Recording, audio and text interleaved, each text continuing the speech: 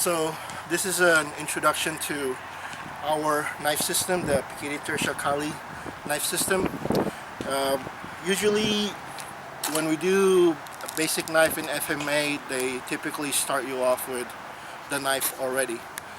But in our system, we actually do the opposite. We cover the footwork first, right? Because anyone can teach you different ways to manipulate the knife, but if you don't know how to move your body, you don't know how to displace and maneuver, then your knife movements is really not going to be worth much, right? So just really quick, I'm not gonna spend too much time on it. I'm gonna show you some basic footwork that we typically practice. For the most part, everybody's pretty familiar with what we call the triangle footwork. A lot of styles have adopted this footwork system. You know, we have what we call the reverse triangle and forward triangle, right? So if you imagine 45 degrees, if I'm stepping to the left, it's this way, and then to the right, it's this way. Now you notice how when I step, my feet come together. I'm not simply doing this and then calling it triangle footwork, right? I'm actually stepping and my feet are coming together, right? That's the reverse triangle. We also have the forward triangle. So if you start, say, at the base of that pyramid, you step to the center, range out, step to the center, and then range out, right? Now this is really very, very basic. It's kind of just to give you an idea of how we're going to be moving with our weapon and maneuvering around our target, which is our opponent. Now, really quick, the basic knife mechanics. So I introduce you really quick to some basic footwork, and then now the knife movements themselves. Now in our system, typically our attacks are based on the thrust, right? Most systems rely on the slash, but in our system our primary attack tactic is the thrust. Why? Because this does the most damage, and it can hit your target a lot earlier than, say, a slash would, right? You can just look at the tip, the orientation of the tip.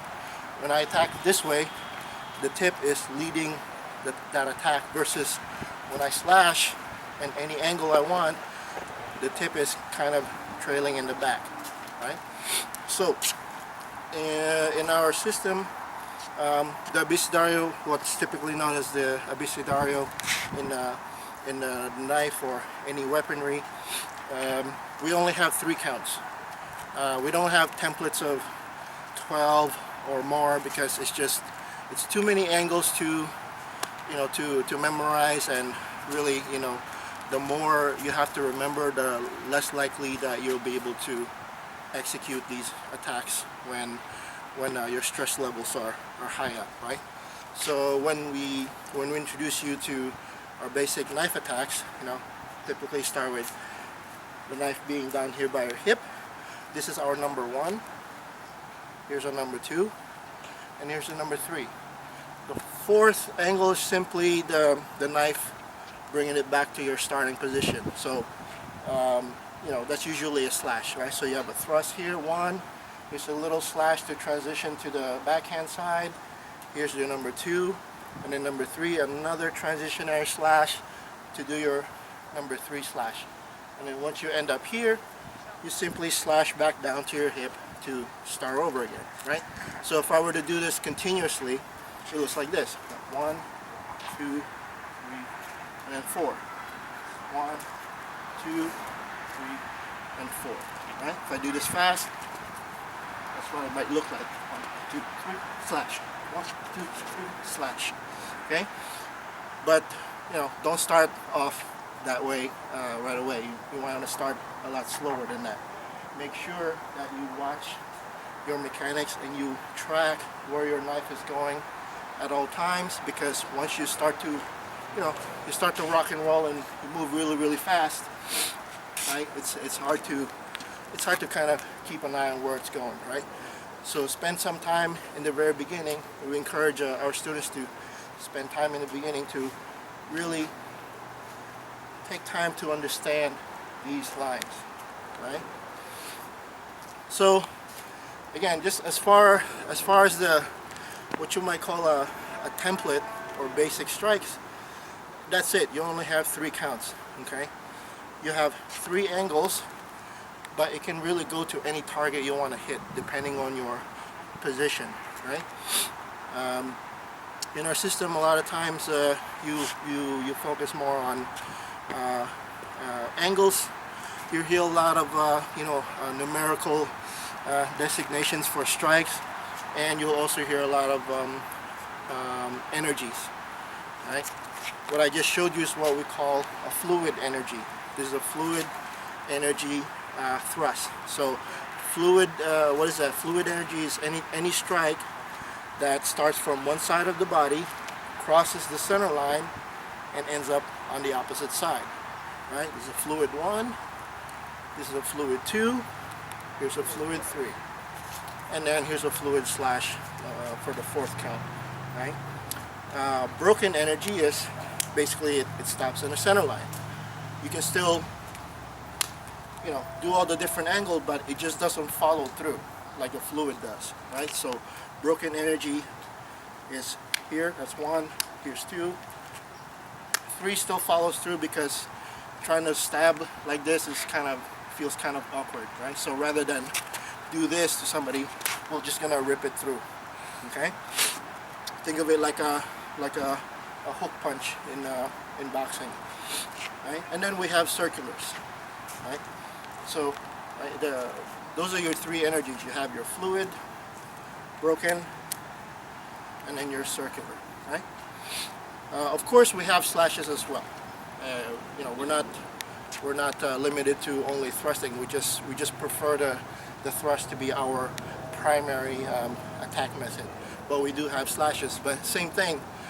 There's not a lot of angles or count because it's just too much to remember. Especially if you're trying to train somebody to become proficient right away. You really want to keep it simple for them, right? And again, when we say, real life situation, wherever, you're not going to remember all these techniques that you memorize. You're not going to remember what they are, no matter how much you think you've trained it and practiced it. It's just, a sudden emergency situation. They don't come out. I know this from experience, having sparred people. The fancier you get, the less successful you are going to be with your attacks, right? So that's it. You're not. I'm not going to talk too much about elaborate templates, or I'm not even really going to cover situational instances for knife training, because that's really another topic for another time. What I am more concerned about for this video right now is simply developing your functional skills, right? Again, people like to get fixated about techniques or specific techniques that they're going to possibly use for self-defense or knife fighting. Again, let me be clear. Just because you're training how to use a knife, it does not make you a knife fighter. So don't go out looking for a knife fight. Okay? You're learning to use and operate with a knife so that, God forbid, if you ever encountered one, right, you recognize how this works, and therefore should be able to protect yourself from it, right? But again, hand movements, knife movements is not enough. You have to be able to move your body, right? So at the beginning of this video, I really quickly showed you, some triangle footwork, but that example is still kind of static. So so you might go, okay, well, how do I train and how do I use those triangle pattern footwork for, knife fighting, right? Because I got to be dynamic when I move with this, right? So let's move back here a little bit. So let's say, okay, I've already spent time, doing some basic footwork with no weaponry. I'm learning how to step and displace my body at 45-degree angles, right? In our system, we don't go in a straight line because you're literally running into the line of fire of whatever your opponent is throwing at you. You're running straight into it, right? So what you really want to do is you want to displace and put your body offline, but you can still hit and strike your target, whether it's in the center line or out on the flank somewhere. You can still hit it, right? But at least your body's also not on the receiving end if he happens to strike at you as well, right? Now, going back to combining the footwork and the striking. So let's say, all right, I've practiced my basic knife movement, right? 1, 2, 3, and then slash. Thrust, thrust, thrust, and then slash. Now I want to combine it with some basic footwork. So imagine just stepping in a diamond pattern. Okay? 45 left, number 1. 45 right, number 2. 45 right again, going in reverse for the number 3, and then going back to my starting position, I do my slash. So I can repeat this for a little while, going clockwise. I just repeat the same pattern. 1, 2, 3, and then 4. 1, 2, 3, and then 4. I can also do this in counterclockwise motion. 1, 2, 3, and then 4. 1, 2, 3, and then 4. Right? So, you do those repetitions however many you need to until you can, coordinate your stepping and your weapon together. Again, if you don't know how to move your body and coordinate your feet with your knife movements, then any technique that you're shown, they're really not going to work because, again, obviously you don't know how to move your body, which means you don't know how to negotiate your distance from long range to close range and back out again. Right? And that's kind of what I'm going to talk about now. For the most part, if you watch a lot of knife tutorial videos or training, a lot of instructors go into great lengths to talk about how the knife is used at close quarters and the do's and don't do's of knife fighting. But ironically, they seem to always forget to address the footwork. How does that relate in this whole exercise, right? A lot of the examples is already happening up close. You should ask yourself, well, how did you get to that point to begin with, right? How did you allow your assailant or your opponent to, close the distance on you where you did nothing to prevent that, right? So really, I can't stress enough how important footwork is in our system, or any fighting system really, especially with weapons, because with weapons, especially edge weapons, you can't really you can't really afford to get hit. There's a very popular saying that you should expect to get cut. Yes, we know that because knives are involved, but I choose not to base my training and skill development on being fixated by the fact that I'm gonna get cut. I rather focus on actually being able to be extremely proficient with the tools that I got, right? And not really dwell about getting stabbed, because if I don't want to get stabbed, right, then I shouldn't be in this situation. But right, you're in that bad situation, you have to, put yourself into action now and get out of it, right? So that means either running away or fighting it out. Right? So if I were to, progress now from simply moving in a diamond pattern to actually advancing and attacking my opponent or ranging out, right?